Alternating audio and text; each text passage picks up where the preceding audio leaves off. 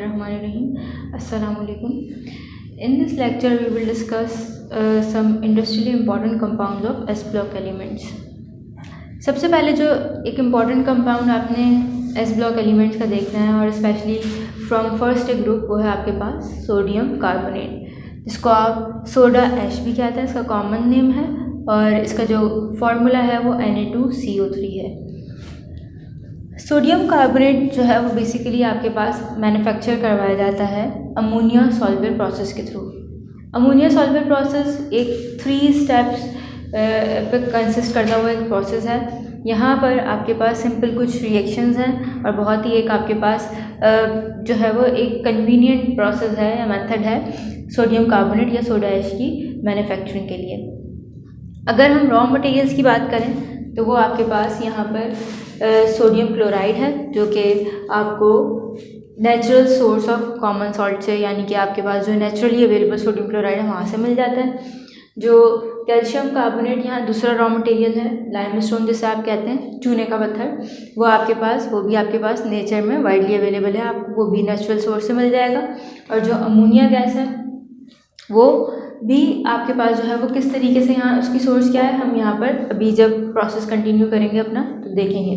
तो सिंपल से 3 मटेरियल्स के थ्रू आप इसको मैन्युफैक्चर कर सकते हैं और ये तीनों मटेरियल जो है वो आपके पास चीप रेट पर जो है वो आपके पास मिल जाते हैं। तो ये एक कन्वीनियंट मेथड है for the manufacturing of soda ऐश।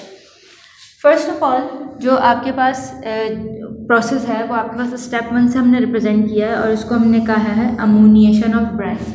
सबसे पहले जो आपके पास सोडियम क्लोराइड है, इसका आप एक्वस सोल्यूशन बना लेते हैं, जिसको आप ब्राइन कहते हैं, और उसकी जो है वो अमोनिएशन करवाई जाती है, यानी कि उसको मिक्स किया जाता है अमोनिया के साथ। ये प्रोसेस आपके पास एक अदर टावर के अंदर होता है, जिसे आप अमोनिएटिंग टावर कहते हैं। ये आपके पास एक लंबा सा एक आपके पास टावर है जिसमें आपके पास मशरूम शेप के कुछ ये प्लेट्स लगे हुए होते हैं, या आप इनको फैंस कह लीजिए।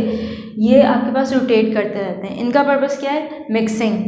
यहाँ ऊपर से जो है वो आप एक्वस सॉल्यूशन अपना सोडियम क्लोराइड का एंटर करवाते हैं और नीचे से जो है आपके पास अमोनिया गैस जो है वो इसके अंदर एंटर की जाती है इस टावर के अंदर। तो ये जो प्लेट्स लगी हुई जिनको आप बैफल प्लेट्स कहते हैं, ये यहाँ मुस्तकिल फ़ैन की तरह रोटेट होती रहती हैं और सोडियम क्लोराइड और अमोनिया गैस की प्रॉपर मिक्सिंग को इंश्योर करती हैं कि यहाँ प्रॉपरली जो है वो सोडियम क्लोराइड जो कि लिक्विड फॉर्म में है वो गैशियस अमोनिया के साथ जो है वो मिक्स हो जाए अच्छी तरीके से। यहाँ केमिकल रिएक्शन इन दोनों के दरमियान कोई नहीं होता, तो इसीलिए इस स्टेप में कोई केमिकल इक्वेशन भी हमने नहीं लिखी है। नेक्स्ट जो आपके पास स्टेप है वो है आपके पास कार्बोनेशन ऑफ अमोनिएटेड ब्राइन। यहाँ पर आपको कार्बोनेशन करवानी है अमोनिएटेड ब्राइन की। फर्स्ट स्टेप में जो आपको अमोनिएटेड ब्राइन हासिल हुआ है, यानी कि ऐसा आपके पास एक सब्सटेंस है जिसके अंदर आपके पास सोडियम क्लोराइड का एक्वस सॉल्यूशन है और उसके अंदर आपके पास अमोनिया गैस जो है वो मिक्स हुई हुई है, उसकी आपने कार्बोनेशन करवानी है। यह आपका जो है वो मेजर जो है वो स्टेप है। ये जो प्रोसेस है ये करवाया जाता है सॉल्वेट टावर के अंदर। सॉल्वेट टावर को कार्बोनेटिंग टावर भी कहा जाता है। यहाँ होता क्या है, सिंपल जो अमोनिकल ब्राइन हमें फर्स्ट स्टेप में हासिल हुआ था, हम उसको यहाँ से एंटर करवाते हैं इस टावर के अंदर। अगेन इसमें आपके पास बैफल प्लेट्स जो है वो फिट होती हैं, ये आपके पास क्या करेंगी, ये भी आपके पास मिक्सिंग का ही काम करेंगी। और नीचे से जो है यहाँ पर आप कार्बन डाइऑक्साइड गैस एंटर करवाते हैं। ये बैफल प्लेट्स अब अमोनिकल जो ब्राइन है और कार्बन डाइऑक्साइड है, इनकी प्रॉपर मिक्सिंग को इंश्योर करेंगे। यहाँ पर इस प्रोसेस के एंड में हमें सोडियम बाइकार्बोनेट जो है वो गेन होता है। अगर हम रिएक्शंस की बात करें इसमें तो होता ये है, यहाँ पर जो रिएक्शन होगा वो होगा आपका अमोनिया और कार्बन डाइऑक्साइड और वाटर के दरमियान। सोडियम क्लोराइड का फ़िलहाल यहाँ पर फर्स्ट स्टेप में, मतलब इस स्टेप 2 का जो पहला प्रोसेस है उसमें आपके पास रिएक्शन सोडियम का नहीं होता या सोडियम क्लोराइड इंटैक्ट रहता है। सबसे पहले जो चीज़ रिएक्ट करेगी वो अमोनिया रिएक्ट करेगी with carbon dioxide and water, और रिएक्शन करने के बाद जो चीज़ फॉर्म होगी उसको हम कहते हैं अमोनियम कार्बोनेट। अमोनियम कार्बोनेट में आपके पास अगर आप इसका फॉर्मूला देखें तो NH4 यानी कि अमोनियम आयन मौजूद है। ये पॉजिटिवली चार्ज है, मतलब एक NH4 के ऊपर +1 चार्ज है। और कार्बोनेट आयन CO3 एक के ऊपर कंप्लीट CO3 आयन के ऊपर -2 चार्ज होता है। तो इस -2 को काउंटर करने के लिए, बैलेंस करने के लिए यहाँ हमने 2 NH4 आयन्स लगाए ताकि +1 2 -2 के साथ जो है वो बैलेंस हो जाए। अब आपके पास जो है वो आप फर्दर जो है वो आपका अमोनियम कार्बोनेट, अगेन रिमेनिंग जो कार्बन डाइऑक्साइड गैस नीचे से मुस्तकिल आ रही है और जो वाटर मौजूद है उसके साथ रिएक्ट करके कन्वर्ट हो जाएगा अमोनियम बाइकार्बोनेट के अंदर। कार्बोनेट CO3 -2 और बाइकार्बोनेट HCO3 -1। जो बाइकार्बोनेट है आपका यानी कि HCO3 -1, इसको आप हाइड्रोजन कार्बोनेट भी कहते हैं। तो यहाँ पर अगर आप फार्मूला देखें तो यहाँ NH4 जो है वो सिंगल लगा हुआ है जबकि यहाँ 2 थे। उसका रीज़न वही है कि ये जो बाइकार्बोनेट आयन है उसमें कार्बोनेट आयन ऑलरेडी एक हाइड्रोजन पॉजिटिव के साथ अटैच हुआ है, इसलिए उसके ऊपर से एक माइनस चार्ज कम हो गया और -1 बचा है, और ये +1 -1 एक दूसरे को काउंटर करने के लिए इनफ है। इक्वेशन बैलेंस करने के लिए हमने यहाँ जस्ट 2 पुट करा है। नेक्स्ट, अब जब आपके पास अमोनियम बाइकार्बोनेट की फॉर्मेशन हो जाती है तो अमोनियम बाइकार्बोनेट आपका रिएक्ट करेगा सोडियम क्लोराइड के साथ, जो कि आपका ब्राइन की फॉर्म में मौजूद था। ये पॉजिटिव इसका पार्ट है और ये इसका नेगेटिव पार्ट है। सिमिलरली सोडियम क्लोराइड में ये इसका पॉजिटिव पार्ट, ये इसका नेगेटिव पार्ट। यहाँ पर आपके पास डबल डिस्प्लेसमेंट रिएक्शन होगा, पार्टनर्स एक्सचेंज होंगे, इसका नेगेटिव और इसका पॉजिटिव कंबाइन हो जाएगा, इसका नेगेटिव एंड इसका पॉजिटिव कंबाइन हो जाएगा। तो एज अ रिजल्ट आपके पास sodium bicarbonate and ammonium chloride की जो है वो फॉर्मेशन होगी। अब हमारे पास जो है वो सोडियम बाइकार्बोनेट की फॉर्मेशन हो गई, लेकिन हमें क्या चाहिए? सोडियम कार्बोनेट चाहिए। इसमें से हमें इस H को यहाँ से रिमूव करवाना है और थोड़ा सा जो है वो एक सोडियम को जो है यहाँ पे इंस्टेड ऑफ H ऐड करना है। ये जो है आपके पास इजीली पॉसिबल है by heating sodium hydrogen carbonate और सोडियम बाइकार्बोनेट। जब कभी भी आपके पास जो है वो बाइकार्बोनेट आयन को जहाँ भी मौजूद है आप हीट करेंगे तो हमेशा removal of carbon dioxide in water होगा। ये चीज़ आपने अपने जहन में रखनी है। तो जो third step and last step इस प्रोसेस का है वो है आपके पास कन्वर्जन टू सोडियम कार्बोनेट। जो बाइकार्बोनेट है आपने सिंपल इसको हीट करेंगे, डेल्टा के सिंबल मतलब हमने हीटिंग के प्रोसेस को शो कर रहा है, और एज अ रिजल्ट यहाँ पे ये Na2CO3 में कन्वर्ट हो जाएगा। कार्बन डाइऑक्साइड और वाटर यहाँ से जो है वो रिमूव होगा।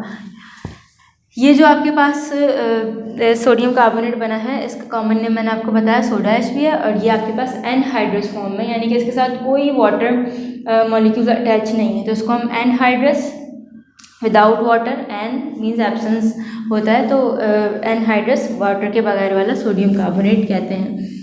अब अगर आप इसी को दोबारा से वाटर में डिज़ोल्व कर लें एंड देन इसको हीट करके उस वाटर को एवोपरेट करें, यानी कि रिक्रिस्टलाइजेशन का अगर आप प्रोसेस करें, तो आपके पास होता क्या है कि इसके स्ट्रक्चर में जो क्रिस्टल लैटिस इसका बनेगा वहाँ पर 10 वाटर मॉलिक्यूल्स जो हैं वो इसके स्ट्रक्चर में रह जाते हैं। ये जो 10 वाटर मॉलिक्यूल्स हैं यानी कि इसके वाटर ऑफ क्रिस्टलाइजेशन, जब हम इसके साथ इसको देखते हैं तो इसकी प्रॉपर्टीज़ थोड़ी सी जो है वो डिफ़र करती हैं सोडा ऐश के साथ। अब ये कहलाता है वॉशिंग सोडा। कॉमन नेम इसका क्या है? Washing soda. जो आप वॉशिंग के पर्पज़ के लिए सोडा यूज़ करते हैं वो आपके पास सोडियम कार्बोनेट डेकाहाइड्रेट होता है। डेका मीन्स 10 वाटर मॉलिक्यूल्स को हम डेकाहाइड्रेट यहाँ कॉल कर रहे हैं। तो ये कुछ फार्मूलाज हैं आपके जो आपको जो है वो एग्ज़ाम में अलग से क्वेश्चन के अलावा भी पूछ लिए जाते हैं कि सोडियम कार्बोनेट डेकाहाइड्रेट का फार्मूला क्या है या उसका पर्पज़ क्या है, वो किस पर्पज़ के लिए यूज़ होता है। तो ये हमारा सोडियम कार्बोनेट की तो यहाँ पर मैन्युफैक्चरिंग कंप्लीट हो गई। अब अगर हम सोर्सेज ऑफ मटेरियल को देखें तो हमने सोडियम क्लोराइड के लिए देखा था कि वो आपके पास नेचुरल सोर्स से आ रहा था। कार्बन डाइऑक्साइड यहाँ पर हमने किससे गेन करी थी? लाइमस्टोन से। लाइमस्टोन को जब आप हीट करते हैं तो इसमें आपके पास अगेन कार्बोनेट है, तो जब कार्बोनेट हीट होता है तो कार्बन डाइऑक्साइड का रिमूवल होता है, तो ये कैल्शियम ऑक्साइड और कार्बन डाइऑक्साइड में कन्वर्ट हो जाता है। ये जो कैल्शियम ऑक्साइड है इसका कॉमन नेम है आपके पास क्विकलाइम। अगेन जो आपके पास अमोनिया गैस थी वो भी आपके पास सिस्टम ही रिकवर करता रहता है। कैसे कि आपके पास जो अमोनियम क्लोराइड इस स्टेप में मिलता है, इससे हम अमोनिया को रिकवर करते हैं। कैसे कि आप जो है वो क्विकलाइम जो इस स्टेप से मिला था, जहाँ पे आप कार्बन डाइऑक्साइड की जनरेशन कर रहे थे, इसको आप यूटिलाइज़ कर रहे थे, ये आपका बाय प्रोडक्ट था, मतलब ये फर्दर आप इसको यूज़ कर सकते हैं। तो आपने इसको सिंपल वाटर के साथ मिक्स करना होता है। जब ये वाटर के अंदर आप इसको मिक्स करते हैं तो ये कन्वर्ट हो जाता है कैल्शियम हाइड्रोक्साइड CaOH2 के अंदर, जिसका कॉमन नेम है स्लेट लाइम। अब ये जो स्लेट लाइम है, जब आप इसको अमोनियम क्लोराइड, जो कि आपको यहाँ गेन हुआ था इसी प्रोसेस में, उसको हम वेस्ट नहीं करते, उसको हम स्टोर कर लेते हैं, इसके साथ रिएक्ट करवाते हैं तो ये कन्वर्ट होता है कैल्शियम क्लोराइड, वाटर और अमोनिया गैस में, जिसको आप दोबारा से यूटिलाइज कर लेते हैं यहाँ इस स्टेप के अंदर। कार्बन डाइऑक्साइड कहाँ पे यूटिलाइज हो रहा था? इस स्टेप के अंदर। और गेन कैसे हो रहा था? वो बाय बर्निंग लाइमस्टोन की बर्निंग से आप उसको गेन कर रहे थे। तो इस तरीके से ये कन्वीनियंट प्रोसेस है सोडियम कार्बोनेट की मैन्युफैक्चरिंग के लिए, कि जितना भी मटेरियल है वो नेचुरल सोर्स से मिल रहा है, रॉ मटेरियल जो रिक्वायर्ड है इसकी मैन्युफैक्चरिंग के लिए, और जो वेस्ट हो रहा है, बेसिकली जो वेस्ट गैसेस वगैरह निकल रही हैं वो वेस्ट नहीं हो रही, बल्कि वो बाय प्रोडक्ट हैं, वो फर्दर आप यूटिलाइज़ कर रहे हैं उसी प्रोसेस के अंदर। तो इंशाल्लाह जो इससे रिलेटेड दूसरी चीज़ें हैं, लाइक इसके यूजेस वगैरह, वो हम नेक्स्ट लेक्चर के अंदर डिस्कस करेंगे। Thank you.